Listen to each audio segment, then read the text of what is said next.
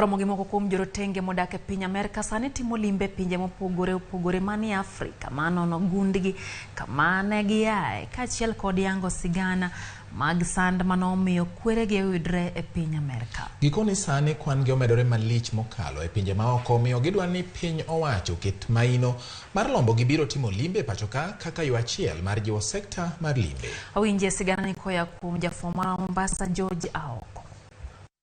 Ohinga mar Fort Jesus manie kaunti ma Mombasa.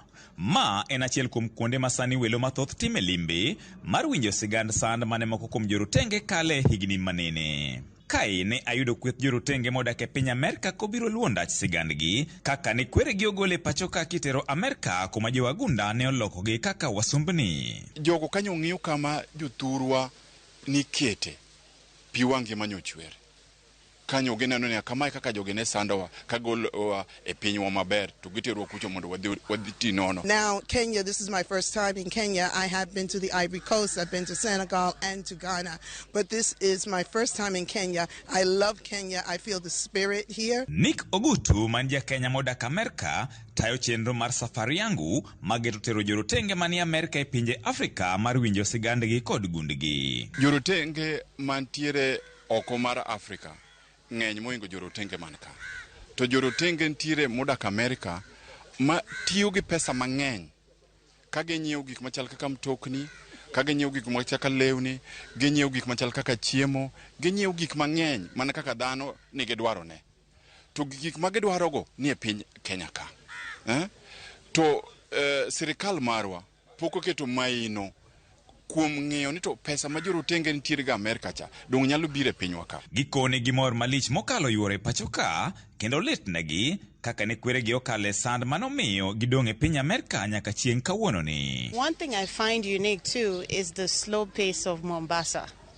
I like it for one fact, majorly, maybe other facts, but it's like people are more relaxed. They take things gradually, you know, they are not impatient, and I do like that about the people of Kenya. Okoni dwaro nitiere mar piny Kenya jiwo limbe mag jorotenge manie pinje wasungu. Sirikandwa nyaka tima tek mondo wakel joge. An ng'ata achiel ok tanga kel jo Amerika ka moro jorotenge kenda. Flights arrive right now with African Americans, mostly in Nairobi.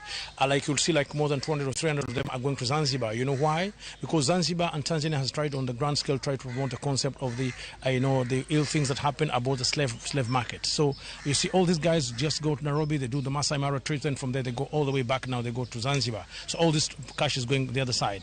And we should try our best and try to promote our particular tourism part on the part of the slavery. 10 Fort Jesus koni higa kahiga iyudo mwom maromo shillings milion 80 ka kwan welo matimo limbe higa kahiga hao 290. Utakuta pia kuna historia kuhusu ukoloni. Waingereza walibadilisha hii ngome ikawa ni kama gereza ya kwanza, lakini kabla ya hapo walikuwa wakijaribu kusitisha zile biashara za utumwa, slave trade. Kwa hivyo katika mipango hiyo wakija ukitembea hapa wataona maonyesho mengi kuhusu mambo haya. Fort Jesus ma en achiel kuom kuonde masani thoth welo time limbe ka jogo manie sekta mar limbe ni kod geno ne wang'ni thoth welo dhi timo limbe pachoka to chutho kaluwore gi kwe masani nitiere. George Aoko, Ramogi TV, Mombasa.